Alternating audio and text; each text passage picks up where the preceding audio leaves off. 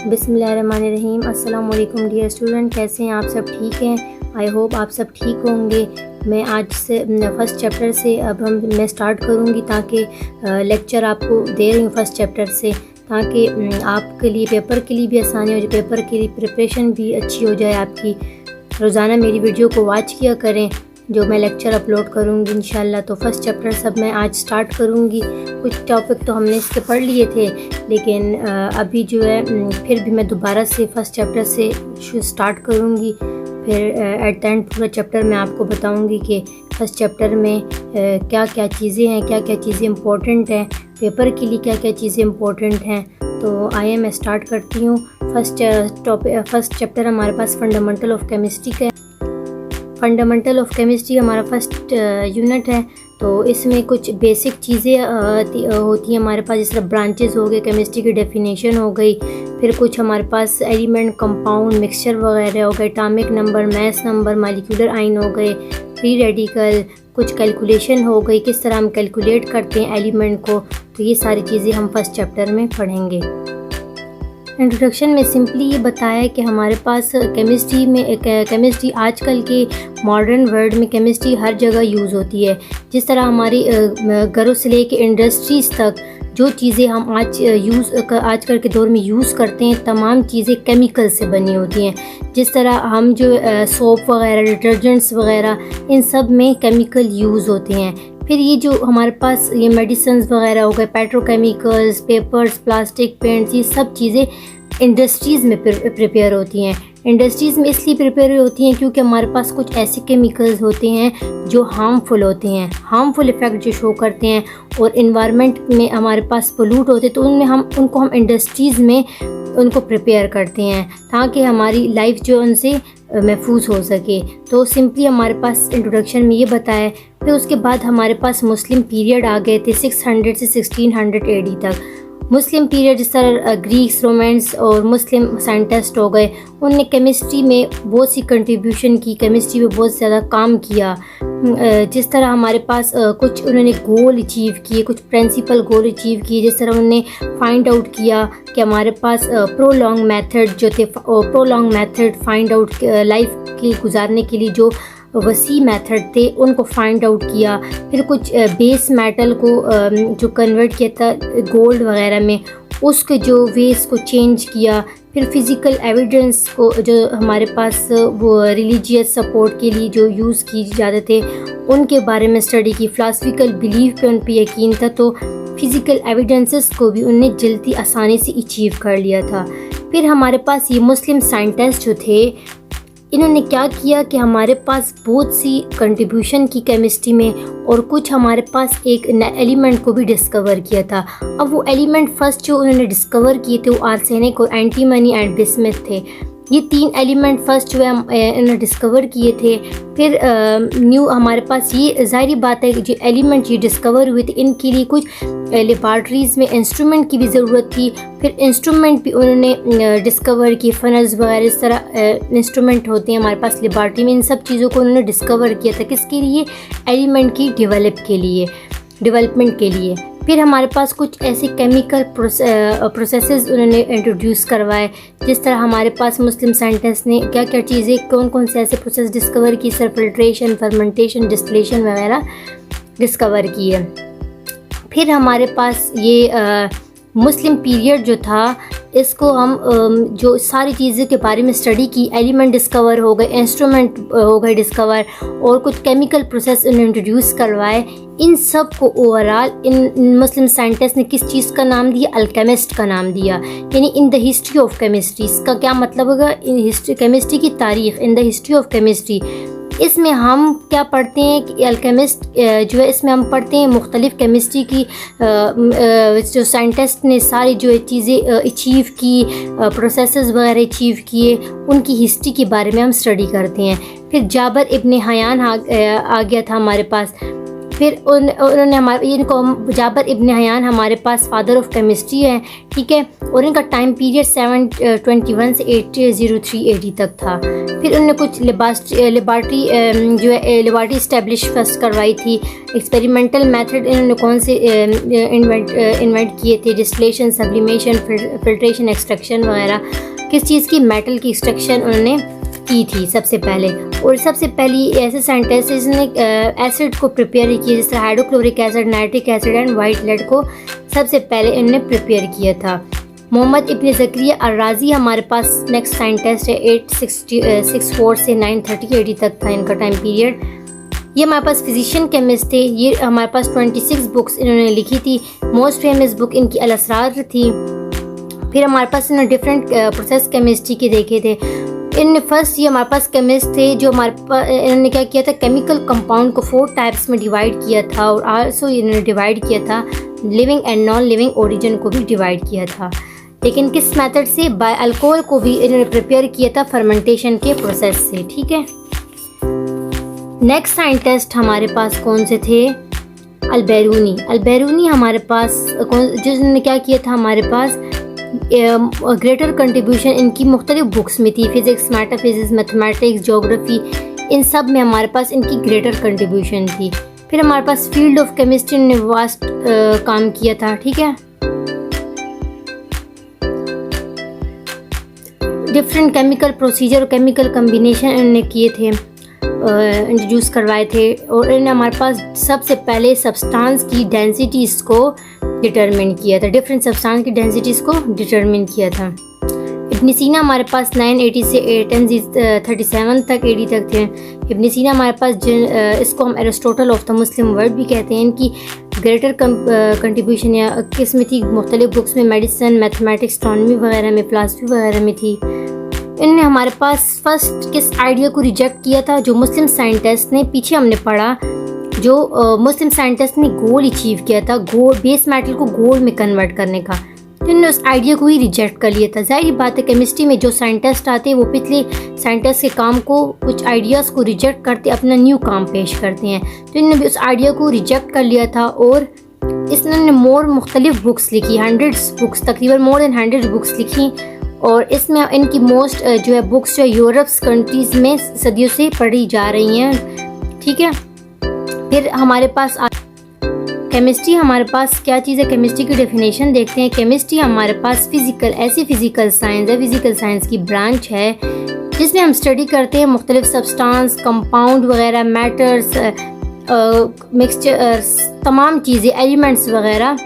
उसमें जब हमारे पास चेंजेस अकरिंग हो तो उसको हम केमिस्ट्री का नाम देते हैं। ऐसी सब्सटेंस, एलिमेंट्स, कंपाउंड वगैरह जिसमें हमारे पास चेंजेस अकरिंग हो, चेंजेस आए, तो हमारे पास उसको हम क्या कहते हैं? केमिस्ट्री कहते हैं। फिर डिफरेंट ब्रांचेस आ गई केमिस्ट्री की, जिस तरह हमारे पास physical chemistry, industrial, organic, nuclear, inorganic, biochemistry, analytical और एनवायरमेंटल केमिस्ट्री। ये हमारे पास केमिस्ट्री की ब्रांचेस है, ठीक है। फिज़िकल में हम पढ़ते हैं कि फ़िज़िकल चेंजेस ज़ाहिरी जो चेंजेस हमारे पास किसी सब्सटेंस में होती हैं उसको हम फिज़िकल केमिस्ट्री कहते हैं। यानी फ़िज़िकल और केमिस्ट्री, ज़ाहिरी जो चेंजेस आ गई, और केमिस्ट्री के अंदर यानी केमिकल के अंदर या सब्सटेंस के अंदर इनका आपस में जो ताल्लुक़ होगा, इनकी चेंजेस आएंगी, उसको हम किसका नाम देते हैं? केमिस्ट्री का नाम देते हैं। फिर इंडस्ट्रियल केमिस्ट्री क्या होगी हमारे पास? ये ऐसी केमिस्ट्री है जो डील करती है, जिसमें हम टेक्निक्स और केमिकल प्रोसेस करते हैं for preparation of different industrial product. Different industrial products की प्रिपरेशन करते हैं इंडस्ट्रीज़ में, उनके टेक्निक्स के बारे में स्टडी करते हैं, जिस तरह सीमेंट, गिलास और फर्टिलाइज़र वगैरह। ये हमारे पास इंडस्ट्रीज़ में प्रिपेयर होते हैं, इनकी टेक्निक्स, इनकी केमिकल प्रोसेस के बारे में इसमें स्टडी करते हैं। ऑर्गेनिक केमिस्ट्री हमारे पास क्या हो गई? ये 2 ऐसे कंपाउंड होते हैं जो हमारे पास कार्बन और हाइड्रोजन कंटेनिंग कंपाउंड होते हैं। और स्टूडेंट आपको पता है कि कार्बन और हाइड्रोजन कंटेनिंग कंपाउंड को हाइड्रोकार्बन कहते हैं। तो कार्बन और हाइड्रोजन कंटेनिंग कंपाउंड हाइड्रोकार्बन कहलाते हैं या उसके डेरिवेटिव। तो वो कौन सी हम ब्रांच में पढ़ेंगे? ऑर्गेनिक केमिस्ट्री में। न्यूक्लियर केमिस्ट्री, जिस तरह इसके नाम से इंडिकेट है कि हमारे पास इसमें ओवरऑल हम न्यूक्लियस के बारे में पढ़ेंगे। न्यूक्लियस में ओवरऑल चेंजेस आ गई, प्रॉपर्टीज़, उसके पार्टिकल्स में, उसकी इमिशंस वगैरह, एब्जॉर्प्शन, रेडिएशन जो उसमें फॉल आउट होती हैं। ओवरऑल हम यानी स्टडी न्यूक्लियस के बारे में वैसे पढ़ते हैं न्यूक्लियर केमिस्ट्री में। और हमने पढ़ा था कि केमिस्ट्री का मतलब ही क्या है, चेंजेस, जब चेंजेस अकरेंगे। और nuclear mean nucleus chemistry mean nuclear chemistry में जो चेंजेस आएंगी उसको हम कौन सी ब्रांच में पढ़ेंगे, न्यूक्लियर केमिस्ट्री में। फिर इनऑर्गेनिक केमिस्ट्री हमारे पास ऑर्गेनिक कार्बन और हाइड्रोजन कंटेनिंग कंपाउंड थे, और ये हमारे पास कौन से कंपाउंड होंगे, except hydrogen and carbon containing compound. ठीक है, उसके अलावा जो सारे कंपाउंड होंगे तो उसको हम क्या किस्म करें, इनऑर्गेनिक केमिस्ट्री में पढ़ेंगे। फिर बायोकेमिस्ट्री क्या हो गई, bio mean life, chemistry mean changes. Living organism के अंदर जितने भी चेंजेस आए, जैसे उनकी synthesis, composition, decomposition, chemical reaction उसमें हो लिविंग ऑर्गेनिज्म के अंदर, तो उसको हम बायोकेमिस्ट्री में पढ़ते हैं। जिस तरह फूड हम खाते हैं, फूड वी ईट, उसकी ब्रेक डाउन होती है, उसका सारा प्रोसेस, सिंथेसिस, उसकी कंपोजिशन सारी जो हम बायोकेमिस्ट्री में पढ़ते हैं। एनालिटिकल केमिस्ट्री हमारे पास ऐसी केमिस्ट्री है जिसमें हम स्टडी करते हैं qualitative and quantitative analysis of matter. Quality यानी क्वालिटेटिव, क्वालिटी वाइज किस चीज़ की हमारे पास मियार, और क्वांटिटेटिव अमाउंट, नेचर क्या है, मिकदार क्या है, उसके बारे में हम स्टडी करते हैं एनालिटिकल केमिस्ट्री में। फिर इन्वायरमेंटल केमिस्ट्री में हम क्या करेंगे, ये हमारे पास ऐसी ब्रांच है केमिस्ट्री की जिसमें हम इंटरेक्शन करते हैं इन्वायरमेंट के साथ। इन्वायरमेंट के साथ जो हमारा इंटरेक्शन होगा, ठीक है, किसी भी सब्सटेंस प्रोसेस का जो इन्वायरमेंट के साथ इंटरेक्शन होगा, तो जिस तरह हमारे पास हम इंडस्ट्रीज़ में डिफरेंट प्रोडक्ट प्रिपेयर करते हैं तो उसका इन्वायरमेंट पे क्या इफेक्ट होगा, उसमें इन्वायरमेंट पे क्या चेंजेस आएंगी, तो उसको हम कौन सी ब्रांच में पढ़ते हैं, इन्वायरमेंटल केमिस्ट्री में इसको स्टडी करते हैं। फिर इसमें बताया कि हमारे पास आगे हम देखते हैं मैटर क्या होता है। मैटर हमारे पास ऐसी कोई चीज़ जिसमें हम क्या करते हैं, मैटर हमारे पास क्या है, anything that has mass and occupy space, जो चीज़ जगह घेरती है और वजन रखती है, सिंपली वो मैटर कहलाती है। जिस तरह हमारी इर्द गिर्द जितनी भी चीज़ें आ गई, जिस तरह हमारे पास water, food we eat, the water we drink and the air we breathe, few example ये हमारे पास किसकी मैटर रखी हैं। ठीक है, और जो चीज़ हमारे जो चीज़ जगह घेरती है, वजन रखती है, सिंपली हमारे पास ये मैटर कहलाती है। ठीक है, फिर हमारे पास आगे क्या है कि मिक्सचर क्या है, एलिमेंट क्या है। एलिमेंट हमारे पास दो या दो से ज़्यादा ऐसे कंपाउंड हमारे पास, या ये हमारे पास एलिमेंट ऐसा प्योर सब्सटेंस है जिसको हम कैन नॉट स्प्लिट अप नहीं कर सकते अदर सिंपलर सब्सटेंसेस में। ठीक है, एलिमेंट हमारे पास एक प्योर सब्सटेंस है जिसको हम स्प्लिट अप नहीं कर सकते, डिवाइड नहीं कर सकते, किसमें, दूसरे सब्सटेंसेस में। किसके प्रोसेस, फिजिकल या केमिकल प्रोसेस को यूज़ करने के बाद हम इसको स्प्लिट अप नहीं कर सकते, तो उसको हम एलिमेंट कहते हैं। ठीक है, टोटल हमारे पास 118 एलिमेंट है जिसमें 92 नेचुरली अकरेंगे और रेस्ट ऑफ द एलिमेंट हमारे पास क्या, लिबर्टी कंटेनिंग या मैन मेड है। ठीक है, सिंबल हमारे पास, जिस तरह इसका सिंबल क्या हो गया एलिमेंट का, जिस तरह हमारे पास बोरान, कार्बन, फ्लोरीन, हाइड्रोजन वगैरह, इनका जो हमारे पास फर्स्ट लेटर है ये इसका सिंबल होगा, इस तरह BCFHO, इस तरह इसका ही एलिमेंट का सिंबल होगा। ठीक है, और कुछ हमारे पास ऐसे एलिमेंट हैं जिनका हमारे पास सिंबल स्टार्ट होता है ग्रीक और लैटिन वर्ड से, ठीक है, उस नेम से स्टार्ट होता है, उसको हम उसकी जिस तरह उनका लैंग्वेज ग्रीक लैंग्वेज है या लैटिन है, तो उसको उसी तरह हम उसका सिंबल लिखेंगे एलिमेंट। एंटीमनी होगा, स्टिबियम है तो SB इसका सिंबल होगा, कापर, कापरम, सी, उस तरह ये डिफरेंट हमारे पास एलिमेंट, उनकी ग्रीक और लैटिन वर्ड है, उनके ये सिंबल लिखे हुए हैं। ठीक है, कंपाउंड हमारे पास क्या है, कंपाउंड हमारे पास प्योर सब्सटेंस है जो कंसिस्ट होता है 2 और मोर डिफरेंट सब्सटेंसेस में। 2 या 2 से ज़्यादा हमारे पास कंपाउंड जब कंबाइन होते हैं लेकिन एक फिक्स रेशो के साथ, तो उसको हम क्या कहते हैं, कंपाउंड कहते हैं। कंपाउंड फॉर एग्जांपल वाटर हो गया, हाइड्रोजन के 2 मॉलिक्यूल और ऑक्सीजन का 1 मॉलिक्यूल मिलके क्या बनाते हैं, एक वाटर का मॉलिक्यूल बनाते हैं, और इसकी हमारे पास क्या रेशो होगी, 2:1। हाइड्रोजन 2 प्रेजेंट है और ऑक्सीजन कितने प्रेजेंट है, 1, तो इसकी रेशो क्या होगी, 2:1, तो इसकी फिक्स रेशो है, और ये 2 एलिमेंट आपस में कंबाइन होकर एक कंपाउंड बनाएंगे। सिंपल एग्जांपल इसकी वाटर। फार्मूला ऑफ कंपाउंड हमारे पास क्या है, उसको हम केमिकल फार्मूला से रिप्रेजेंट करते हैं। जो उसका हमारे पास केमिकल फार्मूला होगा, जिस तरह कॉमन नेम बेकिंग सोडा है, इसका केमिकल नेम सोडियम बाइकार्बोनेट, और केमिकल फार्मूला क्या है, NaHCO3 इसका केमिकल फार्मूला। तो कंपाउंड को हम केमिकल फार्मूला से रिप्रेजेंट करते हैं। मिक्सचर हमारे पास क्या है, मिक्सचर हमारे पास मेडअप ऑफ होता है 2 और मोर सब्सटेंस से। 2 और मोर सब्सटेंस जब हमारे पास लेकिन केमिकली कंबाइन ना हो तो हम उसको हम मिक्सचर कहते हैं। जिस तरह हमारे पास ये कंसिस्ट होता है एलिमेंट, कंपाउंड या एलिमेंट पे या कंपाउंड पे या इन दोनों पे ये कंसिस्ट होता है मिक्सचर। जिस तरह हमारे पास फॉर एग्जांपल आप वाटर में शुगर ऐड अप कर लें तो एक मिक्सचर बन गया। जो ये मिक्सचर किस चीज़ का बन गया, sweet and test.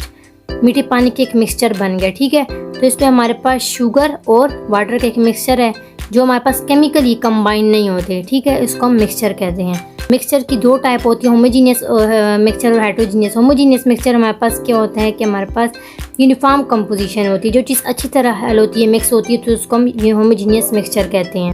For example हमारे पास टेबल साल्ट हो गया डिज़ोल्व इन वाटर, जिस तरह हम साल्ट को वाटर में डिज़ोल्व करते तो वो अच्छी तरह मिक्स हो जाता है। हेटेरोजीनियस मिक्सचर हमारे पास ऐसा कंपोजिशन है जो यूनिफॉर्म उनकी मिक्सिंग नहीं होती, अच्छी तरह वो मिक्स नहीं होती। इस तरह शुगर प्लस वाटर, साल्ट जो हमारे पास सैलड वगैरह हो गया, सैंड एंड वाटर हो गया, तो ये हेटेरोजीनियस की एग्जांपल आ गए। नेक्स्ट हमारे पास topic student atomic number and mass number का है। एटॉमिक नंबर हमारे पास क्या होता है? एटॉमिक नंबर हमारे पास एक ऐसा नंबर होता है जिसमें हम नंबर ऑफ प्रोटॉन, जितनी भी हमारे पास नंबर ऑफ प्रोटॉन या हमारे पास नंबर ऑफ क्या आ गए इलेक्ट्रॉन, नंबर ऑफ प्रोटॉन और नंबर ऑफ इलेक्ट्रॉन जितने भी प्रेजेंट हो एक एलिमेंट में, तो उसको हम एटॉमिक नंबर कहते हैं। एटॉमिक नंबर को हम सिंबल सेट से डिनोट करते हैं। एटॉमिक नंबर हमारे पास इज इक्वल टू होता है नंबर ऑफ प्रोटॉन और नंबर ऑफ इलेक्ट्रॉन। जितनी भी हमारे पास प्रोटॉन और इलेक्ट्रॉन की तादाद होगी तो उसको हम एटॉमिक नंबर कहेंगे। जिस तरह हमारे पास कुछ इधर एलिमेंट लिखे हुए हाइड्रोजन, कार्बन, ऑक्सीजन, सोडियम और क्लोरीन वगैरह, इनके एटॉमिक नंबर लिखे हुए 1, 6, 8, 11 एंड 17। मैस नंबर हमारे पास स्टूडेंट क्या होता है? मैस नंबर को हम न्यूक्लियन नंबर भी कहते हैं। मैस नंबर हमारे पास एक ऐसा नंबर होता है जिसमें हम सम करते हैं नंबर ऑफ प्रोटॉन और प्लस और number of neutron. Number of proton और नंबर ऑफ न्यूट्रॉन का जब सम लेते हैं तो उसको हम मैस नंबर कहते हैं। मैस नंबर में जब हम जब नंबर ऑफ न्यूट्रॉन को फाइंड आउट करेंगे तो नंबर ऑफ न्यूट्रॉन को बाहर निकाल देंगे। मैस नंबर हमारे पास तब माइनस हो जाएगा किसके साथ? नंबर ऑफ प्रोटॉन के साथ, तो number of neutron find out हो जाएंगे। अब कोई भी हमारे पास एक एक्स एलिमेंट है जिसमें हमारे पास ए जो है हमारे पास मैस नंबर होता है। मैस नंबर को हम ए से डिनोट करते हैं और एटॉमिक नंबर को जेड से। तो मैस नंबर किसी भी एलिमेंट के ऊपर लिखा जाता है और एटॉमिक नंबर उसके जो एलिमेंट के नीचे लिखा जाता है। तो मैस नंबर ऊपर और एटॉमिक नंबर नीचे। तो ओवरऑल ये हमारे पास क्या है? एटॉमिक नंबर और मैस नंबर को इस तरह हम स्टडी करते हैं। नेक्स्ट हम देखते हैं कि हमारे पास केमिकल फार्मूला क्या होता है। केमिकल फार्मूला हमारे पास एब्रीविएशन होती है, full name of the compound या हमारे पास उसकी सिंबल जो होता है उसको हम देख के केमिकल फार्मूला बनाते हैं खुद। फिर सिम्बॉलिक इनकी रिप्रेजेंटेशन हो गई किसी मालिक्यूल या कंपाउंड की, तो उसको हम केमिकल फार्मूला कहते हैं। केमिकल फार्मूला जिस तरह हमारे पास सोडियम नाइट्रेट है NaNO3, ग्लूकोज का फार्मूला क्या C6H12O6। फिर केमिकल फार्मूला को दो टाइप्स में डिवाइड किया जाता है, एम्पेरिकल फार्मूला और मालिक्यूलर फार्मूला। एम्पेरिकल फार्मूला हमारे पास क्या होता है? इसको हम सिंपलेस्ट फार्मूला कहते हैं। किसी भी हमारे पास simplest formula number of ratio smallest या सिंपलेस्ट हमारे पास whole number ratio of the atom या डिफरेंट एलिमेंट का किसी भी कंपाउंड के लिए, तो उसको हम एम्पेरिकल फार्मूला कहते हैं। जिस तरह हमारे पास बेंजीन का C6H6 है, ठीक है, इसमें हमारे पास कार्बन भी 6 हैं और हाइड्रोजन भी 6 हैं, ठीक है, लेकिन हमारे पास इनकी जो रेशो होगी वो क्या होगी? सिंपलेस्ट रेशो होगी 1:1, यानी कार्बन भी एक ही है और H जो है हमारे पास क्या है? 1। तो हमारे पास इनके नीचे तो 6 लिखो लेकिन रेशो इनकी ओवरऑल 1:1 होगी, ठीक है, CH इस तरह। फिर H12 अगर फार्मूला हमारे पास ग्लूकोज का C6H12O6 है, इसका हमारे पास सिंपलेस्ट रेशो क्या होगी? 1:2:1। तो ये हमारे पास एम्पेरिकल फार्मूला है CH2O। H12 फार्मूला हमारे पास क्या? H12 फार्मूला हमारे पास जिस तरह H12 नंबर, मालिकुलर फार्मूला को हम H12 फार्मूला भी कहते हैं, H12 नंबर कहते हैं। H12 नंबर इसमें सिंपलेस्ट होगा या स्मॉलेस्ट, और इसमें हमारे पास H12 नंबर होगा डिफरेंट एलिमेंट या डिफरेंट कंपाउंड के लिए। फॉर एग्जांपल हमारे पास ग्लूकोज है C6H12O6 का फार्मूला और बेंजीन का C6H6 है। फिर इसमें हमारे पास मालिकुलर फार्मूला जो है क्या होगा? इसमें हम फाइंड आउट करते हैं। फिर N जो है हमारे पास एम्पेरिकल फार्मूला होगा N 1 2 3 4 हो सकता है, ठीक है। फिर हमारे पास एम्पेरिकल फार्मूला, अब इसमें मालिकुलर फार्मूला देखेंगे कि मालिकुलर या एक्चुअल फार्मूला क्या होगा। तो C जो है हमारे पास इसमें C6H6 बेंजीन के केस में C जो है हमारे पास कितने हैं? 6 हैं, और H जो है हाइड्रोजन भी 6 हैं, ठीक है। तो 6 आ गए, इसको हम 6 को CH से मल्टीप्लाई करेंगे तो C6H6 आ गई। तो ये हमारे पास मालिकुलर फार्मूला आ गया इसका बेंजीन। नेक्स्ट टॉपिक हमारे पास स्टूडेंट क्या है? केमिकल स्पीशीज़ का। केमिकल स्पीशीज़ हमारे पास क्या होता है? एटम, मालिक्यूल्स और आयन। केमिकल स्पीशीज़ हमारे पास एटम, मालिक्यूल्स और आयन्स होते हैं। जो किसी भी केमिकल रिएक्शन में एक इम्पॉर्टेंट रोल प्ले करते हैं, इम्पॉर्टेंट पार्ट इनको होते हैं। आयन हमारे पास क्या होता है? आयन हमारे पास एटम को हम देख लेते हैं कि एटम हमारे पास न्यूट्रल पार्टिकल है, ठीक है। एटम हमारे पास न्यूट्रल पार्टिकल होने की वजह से इसमें number of electron and proton हमारे पास इक्वल होते हैं। इनमें loss and gain of electron भी होता है, जिसकी वजह से हमारे पास एक केमिकल रिएक्शन बैलेंस आउट होता है। फिर हमारे पास इसमें क्या होगा कि हमारे पास कोई ऐसे पार्टिकल्स दैट कैरीज, जो पार्टिकल हमारे पास इलेक्ट्रिकल चार्ज को कैरी आउट करें, आइदर वो पॉजिटिव हो या नेगेटिव हो, या लॉस या गेन ऑफ इलेक्ट्रॉन हो, तो उसको हम आयन कहते हैं, ठीक है। फिर न्यूट्रल एटम, इसमें एटम हमारे पास in the whole neutral atom होगा, न्यूट्रल पार्टिकल होगा। ये दो टाइप्स में डिवाइड किया जाता है, कैटाइन या एनाइन में। कैटाइन पे हमारे पास लॉस ऑफ इलेक्ट्रॉन होते हैं और एनाइन में गेन ऑफ इलेक्ट्रॉन। कैटाइन हम देखते हैं, कैटाइन हमारे पास क्या है? कैटाइन में हम देखते हैं कि हम लॉस ऑफ इलेक्ट्रॉन की लॉस होगी आउटर मोस्ट शेल से।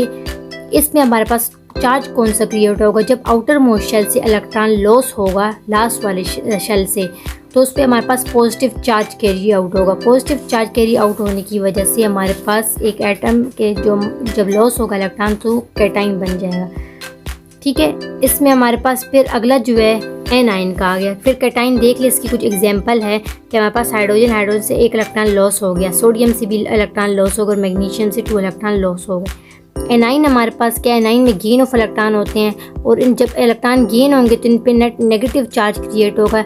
नेगेटिव चार्ज अपेयर होने की वजह से इसको हम नेगेटिवली चार्ज स्पीशीज़ या एनाइन कहेंगे। फिर इसमें हमारे पास फ्लोरीन, क्लोरीन और ऑक्सीजन, इनने इलेक्ट्रॉन को गेन किया तो हमारे पास एक एनाइन बन जाते हैं। फिर एटम और आयन में जो हमारे पास कुछ डिफरेंस लिखे हुए हैं, डिफरेंसेस में, ठीक है। एटम हमारे पास न्यूट्रल पार्टिकल है, same number of proton electron. इसमें नेट, आयन में नेट क्या है? हमारे पास नेट चार्ज आइदर पॉजिटिव और नेगेटिव अपीयर होते हैं। प्रोटॉन इसमें हमारे पास डिफरेंट होते हैं और इसमें सेम होते हैं। तो ये आप स्टूडेंट देख लीजिए, डिफरेंस भी इम्पोर्टेंट है। मॉलिक्यूलर आयन हमारे पास क्या होते हैं? मॉलिक्यूलर आयन हमारे पास इसमें यानी मॉलिक्यूल्स के अंदर जो हमारे पास लॉस और गेन ऑफ इलेक्ट्रॉन होंगे, तो एक वो मॉलिक्यूलर आयन बनाएंगे। मॉलिक्यूलर आयन को हम रेडिकल भी कहते हैं। रेडिकल, और इसके हमारे पास 2 सब टाइप्स हैं, कैटाइनिक या एनायनिक कहते हैं। कैटाइनिक हमारे पास ऐसे मॉलिक्यूलर आयन होते हैं जिसमें हमारे पास जो है क्या कैरी करते हैं, वो पॉजिटिव चार्ज को कैरी करते हैं, और एनायनिक हमारे पास क्या नेगेटिव चार्ज को कैरी आउट करेंगे। पिछले में तो हमने एलिमेंट पे पॉजिटिव और नेगेटिव साइन सिंपली पढ़ते हैं, उसमें अपीयर हो जाते हैं। लेकिन कैटाइनिक या मॉलिक्यूलर आयन के केस में जो इसके 2 सब टाइप्स हैं, कैटाइनिक या एनायनिक, इसमें हमारे पास क्या होगा? एलिमेंट के ऊपर पॉजिटिव और नेगेटिव चार्ज जो कैरी होगा, लेकिन साथ में कोई नंबर होंगे, जैसे +1, +2, +3, -1, -2, -3। तो जब हमारे पास कैटाइनिक होगा तो +1, +2, +3 होगा। जब एनायनिक होगा तो +1, -2, -3 ऐसे चार्ज होंगे, किसी भी एलिमेंट के ऊपर चार्ज क्रिएट होंगे, और साथ में नंबर, चार्ज के साथ जो नंबर इस तरह -1, -2 वगैरह। फिर फ्री रेडिकल हमारे पास क्या आ गए कि फ्री रेडिकल हमारे पास ना तो इन पे पॉजिटिव साइन होता है और ना नेगेटिव चार्ज होता है। पॉजिटिव और नेगेटिव चार्ज नहीं होंगे, ये अनपेयर्ड इलेक्ट्रॉन होते हैं और इन पे एक डॉट सा क्रिएट होता है, कोई चार्ज इसमें नहीं होता, ठीक है। ये एटम या ग्रुप ऑफ एटम होते हैं जिसपे ये है सिंगल अनपेयर्ड इलेक्ट्रॉन होते हैं और जिनमें कोई चार्ज क्रिएट नहीं होता, बल्कि उन पे एक डॉट सा आ जाता है, तो उसको हम फ्री रेडिकल कहते हैं। इस तरह हाइड्रोजन पे एक डॉट है, क्लोरीन पे, इस तरह हमारे पास इन पे डॉट क्रिएट हो जाता है, इस वजह से इसको हम फ्री रेडिकल कहते हैं। फ्री रेडिकल में हमारे पास क्या होगा? होमोलिटिक फिजन होगी, सेम टाइप के एलिमेंट ब्रेक डाउन होंगे और हमारे पास एक रेडिकल बनाएंगे। जिस तरह क्लोरीन हमारे पास बेस्ट एग्जांपल है। क्लोरीन जो है, क्लोरीन के 2 मॉलिक्यूल ब्रेक होंगे तो हमारे पास 2 क्लोरीन के मॉलिक्यूल, 2 क्लोरीन के फ्री रेडिकल बन जाएंगे। फिर ये जब ये क्लोरीन का एटम जो फ्री रेडिकल होगा वो मीथेन के साथ बॉन्ड बनाएगा तो मिथाइल फ्री रेडिकल बन जाएगा। इस तरह मीथेन जो है हमारे पास दोबारा मिथाइल जो फ्री रेडिकल है वो क्लोरीन के साथ दोबारा बॉन्ड बना के क्लोरोमीथेन बन जाएगा और एक क्लोरीन फ्री रेडिकल बन जाएगा। जब हमारे पास मॉलिक्यूल देखते हैं, जब हमारे पास 2 या 2 से ज़्यादा एटम जब केमिकली कंबाइन होते हैं एटम, तो हमारे पास क्या बनते हैं? मॉलिक्यूल बनाते हैं, ठीक है। एक इनका हमारे पास smallest unit of the substance होगा, स्मॉलेस्ट पार्टिकल इसमें यूज़ होंगे, जो एग्जिस्ट करते फ्री नेचर और कंपोज्ड होते हैं लाइक और अनलाइक एटम। लाइक और अनलाइक एटम जब हमारे पास कंबाइन होंगे तो एक मॉलिक्यूल बनाएंगे सिंपली। फिर हमारे पास for example hydrogen, same type के मॉलिक्यूल है ना, हाइड्रोजन और नाइट्रोजन, 2 हाइड्रोजन और 2 नाइट्रोजन इसमें प्रेजेंट है, 2 ऑक्सीजन भी 2 प्रेजेंट होंगे। लेकिन इस केस में वाटर के केस में हाइड्रोजन भी प्रेजेंट है और ऑक्सीजन भी, यानी अनलाइक और अनलाइक जो आइटम आपस में कंबाइन होंगे तो एक मॉलिक्यूल बनाएंगे। ठीक है, फिर मॉलिक्यूल की हमारे पास आगे टाइप आ गई, monoatomic molecule, diatomic molecule, triatomic and polyatomic. Simply से नेम से इंडिकेट है, मोनोटॉमिक से मोनो मीन वन, तो वन आइटम जो है हमारे पास सिंपली कंबाइन होगा, वन ही आइटम, वन ही एलिमेंट। इसमें सिंपली इनर्ट गैसेज आ जाती हैं, इस एग्जाम्पल, ठीक है, हीलियम, नियॉन, आर्गॉन वगैरह। फिर डायटॉमिक मॉलिक्यूल में डाई मीन टू मॉलिक्यूल इसमें आएंगे, जैसे हाइड्रोजन और ऑक्सीजन वगैरह, दो सेम टाइप की, या अनलाइक और लाइक फोर्सेज आ जाती है इसमें, हाइड्रोक्लोरिक एसिड वगैरह। ट्राइटॉमिक में 3 एटम जब कंसिस्ट होंगे, आपस में बॉन्ड बनाएंगे, तो इसकी एग्जांपल हमारे पास वाटर और ओजोन वगैरह, कार्बन डाइऑक्साइड आ जाएगी। पॉलीटॉमिक में हमारे पास क्या होगा, मैनी टाइप्स के एटम आ जाएंगे, जैसे सल्फ्यूरिक एसिड, शुगर, ग्लूकोज वगैरह, सल्फर मॉलिक्यूल्स वगैरह। इस तरह पॉलीटॉमिक जो एक से ज़्यादा, दो या दो से ज़्यादा मॉलिक्यूल या आइटम आपस में कंबाइन होंगे तो पॉलीटॉमिक बनाएंगे। होमोटॉमिक मॉलिक्यूल और hetero, homo mean same type के मॉलिक्यूल जब कंबाइन होंगे, हेट्रो मीन डिफरेंट टाइप के मॉलिक्यूल जब कंबाइन होंगे तो हमारे पास होमो बनाएंगे, सेम टाइप के होमो बनाएंगे। होमोटॉमिक डिफरेंट टाइप के हमारे पास क्या बनाएंगे, हेट्रोटॉमिक मॉलिक्यूल बनाएंगे। फिर आगे हमारे पास एवोगाड्रो नंबर है। एवोगाड्रो हमारे पास एक साइंटिस्ट था, जिसे लार्ज नंबर ऑफ पार्टिकल को स्टडी किया था सब्सटेंस। उसकी स्टडी करने के बाद उसने एक नंबर दिया था, नंबर को क्रिएट किया था, नंबर डिस्कवर किया था, और उस नंबर को हम एवोगाड्रो नंबर कहते हैं। डिफरेंट सब्सटेंस का मैस फाइंड आउट करने के लिए एक नंबर डिस्कवर किया, जिस तरह 6.023 × 10⁻23 जो है पार्टिकल, ये नंबर डिस्कवर किया। डिफरेंट सब्सटेंस का मैस हम जब फाइंड आउट करेंगे, 1 मोल, या हमारे पास ये 1 मोल न्यूमेरिकली इक्वल होता है 6.023 × 10⁻23, तो उसको हम एवोगाड्रो नंबर कहते हैं। नेक्स्ट टॉपिक हमारे पास मोल मैस कैलकुलेशन है, यानी कैलकुलेशन हमारे पास मोल मैस की किस तरह होगी। सिंपली इसमें आप ये याद रखें, जब आपको फार्मूला याद होगा स्टूडेंट, तो आप मोल मैस कैलकुलेशन इजी से कर सकेंगे। जिस तरह हमारे पास नंबर ऑफ मोल्स जो फार्मूला है, number of moles is equal to mass in gram of the substance का ग्राम में जो मैस होगा वो लिखेंगे, और molar mass of the substance लिखेंगे। दोनों को डिवाइड करेंगे तो हमारे पास मोल जो है फाइंड आउट हो जाएगा। ठीक है,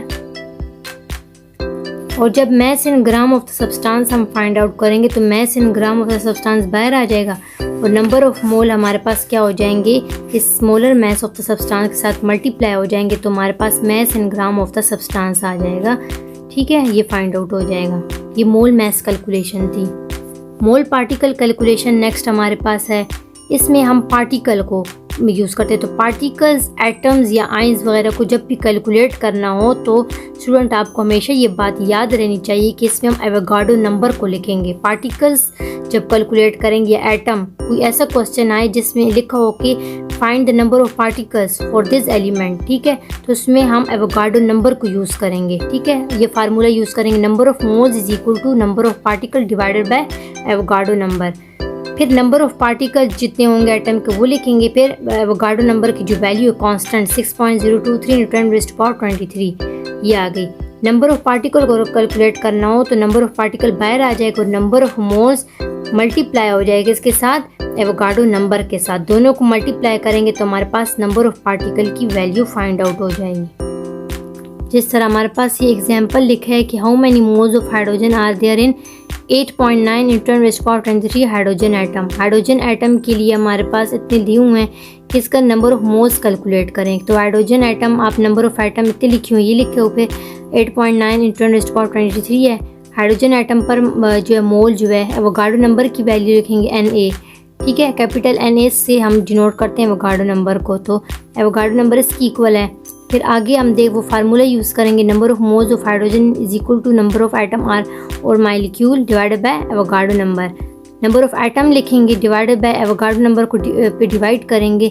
दोनों को डिवाइड करने के बाद हमारे पास नंबर ऑफ मोल्स आ जाएंगे। अब जब हमारे पास द नंबर ऑफ एटम या पार्टिकल को फाइंड आउट करना हो तो नंबर ऑफ मोल्स मल्टीप्लाई हो जाएगा किसके साथ, एवोगाड्रो नंबर के साथ। दोनों को जो हम क्या कर लेंगे, मल्टीप्लाई करेंगे तो नंबर ऑफ एटम्स या पार्टिकल्स फाइंड आउट हो जाएंगे। तो ये हमारे पास किसकी एग्जांपल थी, एवोगाड्रो नंबर ऑफ पार्टिकल को कैलकुलेट करने की या नंबर ऑफ मोल्स को कैलकुलेट करने की, लेकिन किसके साथ, एवोगाड्रो नंबर का हम फार्मूला यूज़ करेंगे इसमें। ठीक है, तो यहाँ पे हमारे पास स्टूडेंट फर्स्ट चैप्टर जो है एंड होता है। इसका ओवरऑल ओवरव्यू था हमारे पास। आपको पेपर में भी आसानी होगी, इस लेक्चर को आप सुने। और कुछ क्वेश्चन अगर समझ में ना आए तो कमेंट सेक्शन में लिखें कि हमारे पास हमें कौन सा टॉपिक समझ में नहीं आया, ठीक है। तो स्टूडेंट इस फर्स्ट जो है लेक्चर को आप देखें, ये जो है फर्स्ट पूरे चैप्टर को आप ये मेरा लेक्चर सुने और इंशाल्लाह आपको आई होप समझ भी आई होगी। जब ये सुनेंगे आपको समझ आ जाएगी इंशाल्लाह, और पेपर में भी आपको आसानी हो जाएगी, ठीक है। फर्स्ट चैप्टर के पूरा मैंने फर्स्ट चैप्टर इसमें समझा दिया, इसमें कवर हो गया पूरा, ठीक है। अल्लाह हाफिज़।